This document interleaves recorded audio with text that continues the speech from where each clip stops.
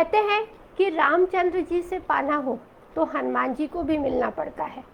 रामलला की जन्मभूमि का शिलान्यास करना हो तो हमारे माननीय पंत प्रधान श्री नरेंद्र मोदी जी को भी हनुमानगढ़ी जाकर दर्शन करना पड़ा था। तो आज मैं जो एक नए संकल्प की शुरुआत कर रही हूँ उसमें श्री हनुमान चालीसा का अर्थ और भावार्थ बच्चों को बताने की कोशिश करूँगी। और श्री गुरुर् ब्रह्मा गुरु विष्णु गुरुर्देवो महेश्वरा गुरुर साक्षात परर ब्रह्मा तस्मै श्री गुरुवे नमः। सर्वप्रथम परम पिता ईश्वर को प्रणाम करते हुए अपने आध्यात्मिक गुरु श्री हनुमान लला को सादर नमन करते हुए भौतिक गुरु डॉक्टर स्वर्गीय शरद दिंगले जी का पुण्य स्मरण करते हुए और अपने मनोवैज्ञानिक गुरु डॉक्टर जेसी अजवानी जी के चरणों में प्रणाम करते हुए आज की मैं इस हनुमान चालीसा पठन पाठन वाचन और अर्थ की श्रृंखला का शुभारंभ करती हूँ। और इसके लिए आज मैं आभारी हूँ श्री पंडित विजय शंकर मेहता जी की, जिनसे मैंने गुरु दीक्षा तो नहीं ली है, लेकिन एकलव्य की तरह मैं हमेशा उनके वचन पाठन और उनके उपदेशों को सुनती हूँ। तो आज ये जो उनकी किताब है हृदय बसहु सुरभूप, हृदय बसहु सुरभूप, हे हनुमान जी मेरे हृदय में निवास करें। और ये किताब आपको विश्वास नहीं होगा कि मैंने यह किताब शायद 2007 या 2008 में खरीदी थी और तब से ये वे किताब मेरे पास रखी थी कि मैं इससे बच्चों को हनुमान चालीसा का अर्थ बताऊंगी। तो श्री पंडित विजय शंकर मेहता जी के चरणों में नमन करते हुए मैं आज की हनुमान चालीसा मीनिंग और अर्थ की शुरुआत करती हूँ और धन्यवाद देती हूँ महाराष्ट्र मंडल रायपुर का, जिन्होंने मुझे यह अवसर प्रदान किया।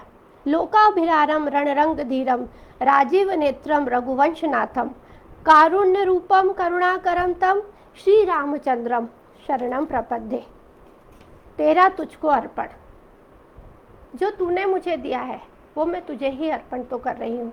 बचपन से ही हर मंगलवार को हनुमान चालीसा और सुंदरकांड माता पिता ने बूटी के साथ संस्कार के रूप में दिए।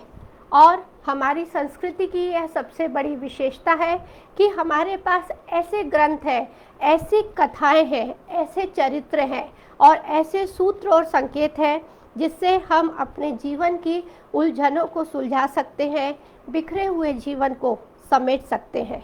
और ऐसा ही एक संकेत तुलसी बाबा जी ने श्री हनुमान चालीसा के रूप में हमें दिया है। आइए श्री हनुमान चालीसा में प्रवेश करते हैं।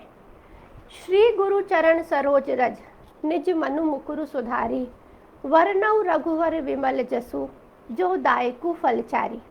तो बच्चों, श्री गुरु जी के चरणों में कमलों की रस से अपने मन रूपी दर्पण को साफ करके मैं श्री रघुनाथ जी के उस निर्मल यश का वर्णन करती हूँ जो चारों फलों धर्म अर्थ काम और मोक्ष को देने वाला है। भावार्थ यह है कि यहाँ पर सर्वप्रथम अपने गुरुदेव को नमन किया गया है और यह आह्वान किया गया है कि श्री गुरु के चरण की रस से मैं अपने मन रूपी दर्पण को साफ करता हूँ। पहली पंक्ति में ही विरोधाभास लगता है। धूल को साफ किया जाता है, धूल से साफ नहीं किया जाता। लेकिन तुलसीदास जी कह रहे हैं मन रूपी दर्पण को गुरु के चरण की रस से साफ करना पड़ेगा। मतलब अगर आप अपने जीवन की परिस्थितियों से जूझना चाहते हैं, चुनौतियों का सामना करना चाहते हैं, तो मन में अपने अंदर बैठिए, अपने मन के अंदर प्रवेश करिए। कोरोना का काल चल रहा है, हम सब शारीरिक रूप से अपने आप को सैनिटाइज करने की कोशिश कर रहे हैं, पर मन में जो इतने नकारात्मक विचार आ रहे हैं, मनोवैज्ञानिक होने के नाते मैं देख रही हूँ कि लोगों में डिप्रेशन बढ़ता जा रहा है, हताशा बढ़ती जा रही है, निराशा बढ़ती जा रही है। लेकिन कुछ मत करिए, अपने श्री गुरु के चरणों का आश्रय ले लीजिए। और अगर आपने किसी भी व्यक्ति को गुरु नहीं बनाया है तो हनुमान लला को, हनुमान जी को आप अपना आध्यात्मिक गुरु मान लीजिए। अपने मन के अंदर थोड़ा सा अंदर उतरिए, हृदय में टिकिए। और जब हम अपने बाहरी श्रृंगार, सौंदर्य और बाहर के दर्पण को देखते हैं, तो लेकिन जब हमें आत्मा देखनी हो, अपने आप से साक्षात्कार करना हो, तो मन रूपी दर्पण में उतरना पड़ेगा, क्योंकि तोरा मन दर्पण कहलाए। और दूसरी पंक्ति में लिखते हैं, जो दायकु फलचारी। अगर आप श्री हनुमान चालीसा का पठन और पाठन करते हैं तो आपको 4 फल मिलेंगे। ये 4 फल की क्या आकांक्षा होती है? धर्म, अर्थ, काम और मोक्ष। हम जो भी पूजा पाठ करते हैं उसकी एक फल श्रुति होती है। हमारी एक अपेक्षा रहती है कि हम जो पूजन कर रहे हैं, हम जो यज्ञ कर रहे हैं, हम जो समारोह कर रहे हैं, हम जो व्रत और उपवास कर रहे हैं, उससे हमें क्या फल प्राप्त होगा। और देखिए तुलसी बाबा का चमत्कार, पूजा की शुरुआत में ही उन्होंने फल श्रुति बता दी कि अगर आप हनुमान चालीसा का पठन और पाठन करेंगे तो आपको धर्म, अर्थ, काम और मोक्ष चारों की ही प्राप्ति होगी। इसीलिए अपने बच्चों के साथ, अपने घर के बड़ों के साथ दिन में कम से कम रोज एक बार हनुमान चालीसा में प्रवेश करें।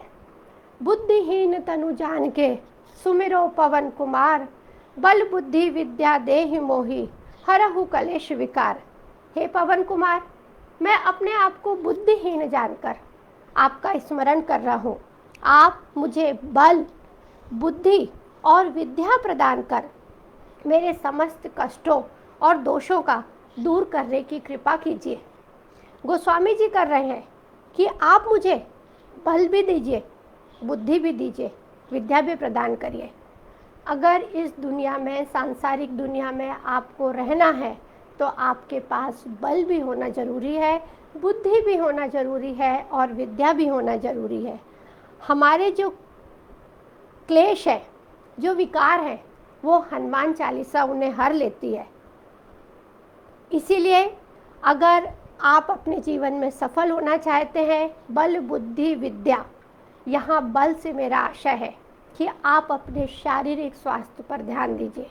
आजकल के जो बच्चे हैं वो, उनकी जो लाइफ स्टाइल ऐसी हो गई है कि वो शारीरिक स्वास्थ्य पे ध्यान नहीं दे रहे हैं, फिजिकल एक्सरसाइज नहीं कर रहे हैं, दिन भर मोबाइल में, व्हाट्सएप में उनका समय जा रहा है।